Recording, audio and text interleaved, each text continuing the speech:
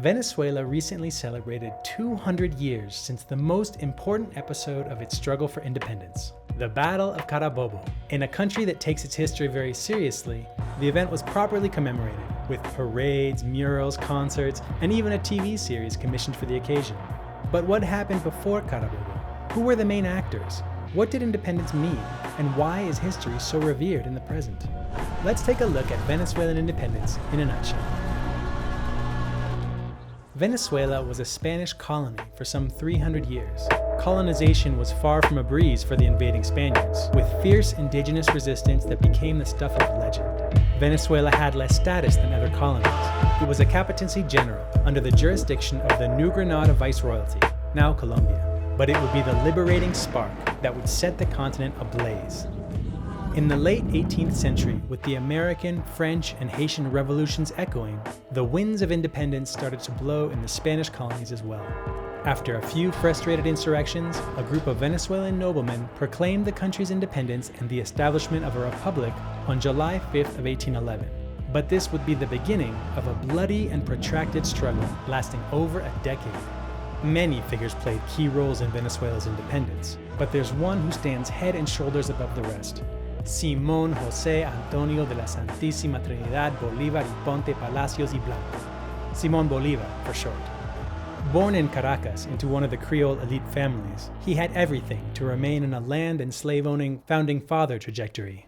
But history would prove quite different. The Patriots secured some early successes, including the so-called Admirable Campaign that saw Bolívar enter the country from New Granada and score a number of victories in 1813. However, the Royalist army would soon gain the upper hand. Able to mobilize some popular sectors, it routed Bolívar's forces, driving them out of Caracas and the leader into exile. The dream of independence hung by a thread. With support from Haiti, which had an extraordinary popular victory against the French, Bolívar and his allies regrouped, rearmed, and returned in 1816. But more significant was the change in conception.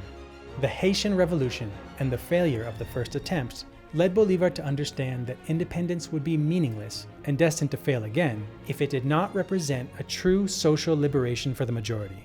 In other words, the independence struggle needed to build on centuries of slave and indigenous rebellions. Thus, the so-called Liberating Army came to incorporate free slaves, indigenous groups, the urban poor, landless peasants and herders, with women also playing a prominent role in the entire campaign. Independence for them meant more than a republic with a modern constitution. It meant breaking the chains of slavery. It meant access to land. It meant dignity. The new outlook also changed fortunes on the battlefield. The Patriot forces went on the offensive and drove back their Spanish counterparts. With the initiative on their side, the different patriotic armies started converging towards the center of the country for the decisive showdown. June 24th, 1821. The Carabobo fields were the stage for the climax of the Venezuelan War of Independence. Historical records show that Bolívar had a larger army, but an unfavorable position. In the end, it did not matter. With superior strategy and tremendous bravery, the Patriot forces secured a swift and all-important victory. Days later, Bolívar triumphantly entered Caracas once more. A few more skirmishes and battles finally put an end to the Royalist resistance, and in 1823, Venezuelan independence had been conquered for good. Envisioning the emancipation of the entire continent, the Liberating Army marched on westward, and in subsequent years would secure the independence of 5 other modern-day countries: Colombia, Ecuador, Peru, Bolivia, and Panama. Nevertheless, Bolívar's dream of new republics with progressive values and social justice would be shattered by his lieutenants cum oligarchs, with the independence leader betrayed and pushed aside, and thus true liberation was to remain a mirage, waiting to re-emerge in a new revolutionary project. Ezequiel Zamora and his mostly peasant army lit the fires of revolution once more in the second half of the 19th century.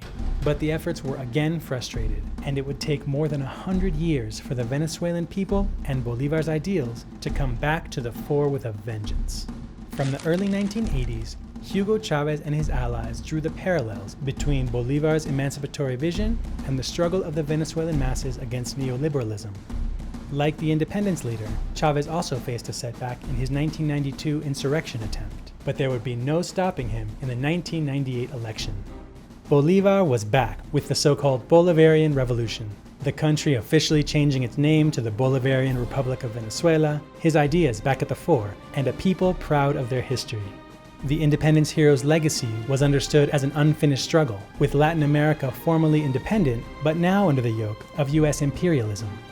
Thus, Chavismo's central tenets of grassroots activism, anti-imperialism, and later the construction of socialism were inseparable from Bolivar. The 23 years since the arrival of the Bolivarian process have seen plenty of progress and setbacks, innovations and contradictions, against a backdrop of constant US hostility and aggression. The Venezuelan people have resisted at a great cost to keep the emancipatory dreams of Bolivar and Chávez alive and kicking. The struggle continues.